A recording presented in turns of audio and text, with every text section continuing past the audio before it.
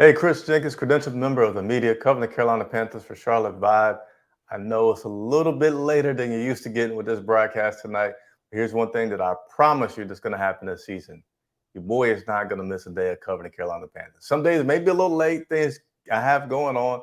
Right now, I'm at the new home. Clap it up. I finally made it through. We haven't got everything set up, so that's why you don't see the normal stuff you see in the background that I love for you to see. But nevertheless, hey, let's get into what happened on this Saturday, August 6th, training day for the Carolina Panthers down in Wofford. They only have 3 more practices down in Wofford. So if you hadn't made it down there, got to do so quickly. A little bit different experience that you're going to get from the Fan Fest that they will have here in Charlotte, which is still a lot of fun. So, number one thing, we have some injuries. Well, players that didn't practice today. I want to go through and get those out to you all. And it's the cornerback position. The cornerback position continues to be hit, unfortunately, with some injuries. So, C.J. Henderson didn't play today, didn't practice today, I should say. He had on a red jersey. We also had J.C. Horn and Taylor, all 3 of those guys out at cornerback. So we're starting to get a little depleted in a position that we feel will be a strong point of this defense. But it's just training camp so far. No real games. And we still have time for players to heal. Heck, Shaq Thompson's been out the entire training camp. We're not worried about that, confident that he'll be back under week 1. So big injury today, and that injury was to defensive end Marquis Haynes. So Marquis Haynes was looking, and for what I could see, going to be that first guy that goes in an attempt to replace Hassan Reddick.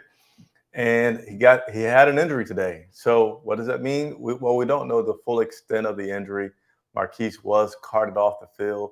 I'm sure that is precautionary. Not to say there's nothing wrong, but if a guy's hurt pretty bad, you want to get him carted off so that you don't risk any further injury to what apparently looks as an apparent leg injury. So as soon as anything comes out about that, I'm going to let you know for sure. But that will mean that Scott Fitter, who was already looking for some help at the defensive end, defensive tackle, in this case, certainly defensive end, may start to get a little busy on those phones, depending on what the reports come back from Marquis. So again, keep it locked in to Charlotte Vibe for your updates on that. So let's go ahead and, I was going to say, get into practice and what the coach had to say about practice. But you know what? Let's do what I like to call bonus coverage. Things that you can only get from a credentialed source like Charlotte Vibe. Thank you, Panthers, for allowing this media coverage to take place. Let's see what we got. Good. We got some practice tape for you. See the tight ends there going through a few drills. Here we got a little running back going through. I mean, what's a video of training camp without the man with the quickest feet that you've ever seen?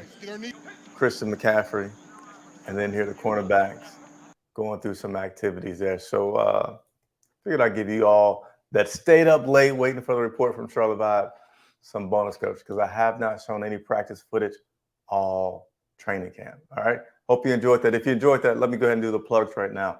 Hit the like button. That helps other Panthers fans find out about me. And hit the subscribe button if you have not already done so. The goal is 5,000 by the time by the time the regular season starts week 1. Get me there. All right. And another reason, hit that like button. Do you enjoy the interviews? I did interviews this week with Cade Mays. I did an interview with Steve Wilkes. They're not up yet. They will be up tomorrow. Want to see me interview more players, more coaches? Hey, the bigger I grow, the more I can do for you. So that is why I plead for you to hit that like button, hit that subscribe button, and hit the bell notification. This isn't live. This is my second recorded video this week. You won't see that happen too many times, but you want to hit that subscribe button and bell notification so that you can go live with me. Ask me any questions, because I love to answer the questions. I wanted to pound the desk, but the kids sleep and the desk hadn't been secured yet because I just moved. But here's what's been talked about a lot on the Twitter universe during practice today, and a lot of practice today was a scrimmage. Getting these guys, hey, a week from today, we're going to be playing the Washington Commanders in D.C. So you have to start scrimmaging some more. But during practice today, Higgins made a great touchdown. Was happy, did what he calls his red carpet celebration.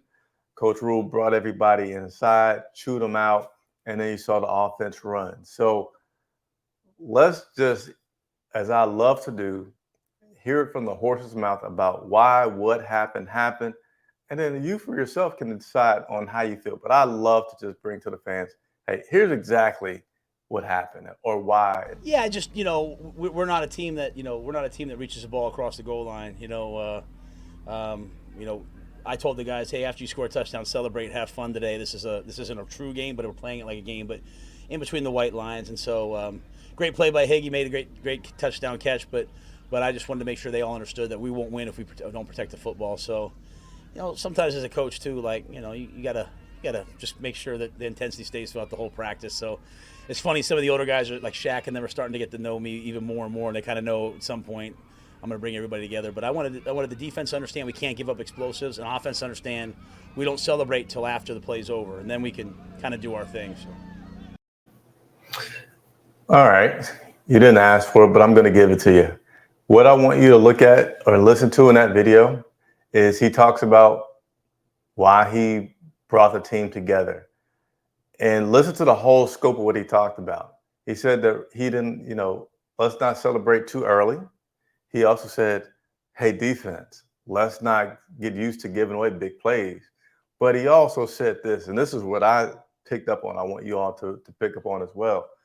He mentioned that as a coach, you want to make sure you keep the intensity up the entire practice.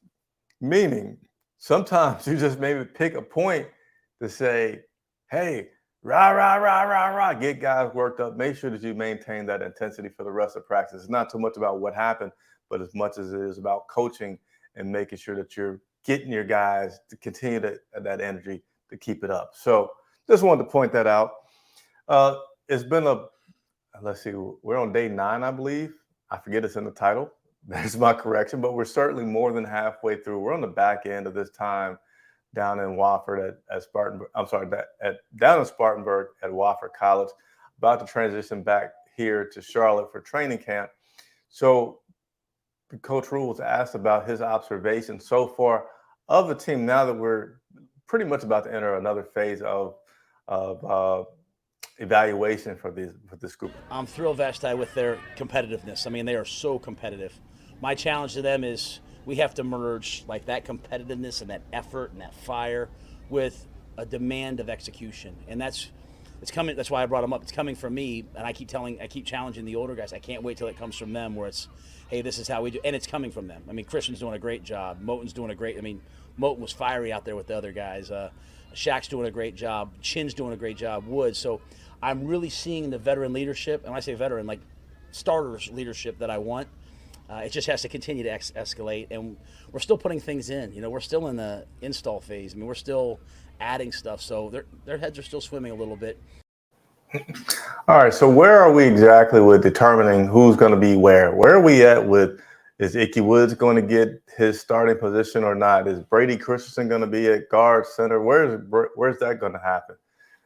Quarterback, of course. Who's going to be our quarterback? Well, Coach Rule today talked about decision, not just the quarterback, but where he is at and making decisions for this entire roster and evaluating the talent that he has and who's going to be. I think so. I know so. I don't see us making any major decisions at any position. I'm not putting a timetable on the quarterback position, but at anything, even like you guys asked me about left tackle, until after we get from the Patriots week. I think the Patriots week is a true litmus test for us of, hey, where are we really? We're going against another team. We're practicing. I think that'll really show us where guys are. So we'll continue to split the reps, and then we'll make some evaluations off of today's tape. We'll make some evaluations after training camp in Wofford ends on Wednesday, and then probably after the game and the Patriots. So the one I'm interested in seeing is Ickey. What are we going to do with Ickey? Because I feel like he has been pretty verbal about his criticism of Ickey, saying that, more than once he said Ickey has a way to go. Today he said Ickey has a long ways to go. He's also spoke about no matter what draft position you are, that players have to earn it. But I feel like he's talked about Ickey having a long way to go more than I would have expected him to talk about. And even saying specifically his pass protection. You got to protect the quarterback, and you make him, he even made a comparison to, if you drop a ball, okay, big deal, but kind of not the end of the world, right? Not a good thing. But you miss a block and you let your quarterback get smashed, that's a big deal. To me, he knows players could be watching, players could be listening, and that's further criticism. So I don't know if Coach Rule is trying to do some coach psychology and say this guy could be exceptional. Let me try to treat him a certain way to get everything I can out of him, or if he truly does have some things that he needs to work on. I know the other day Brian Burns talked about he uses his strength a lot and doesn't go to. He has to be more patient with things. So we'll see. We'll certainly continue to watch, continue to monitor, and we'll continue to be in Spartanburg while this team is practicing. So questions you have for me that I didn't talk about, please, I invite you to leave them in the comments. Man, to the people, that means I work for you 100%, and we'll continue to do so every day. So thanks for watching. Be on the lookout for the interviews with Coach Sam Wilks, as well as Cade Mates, and even more interviews to come next week. It's Chris Jenkins reporting for Charlotte 5.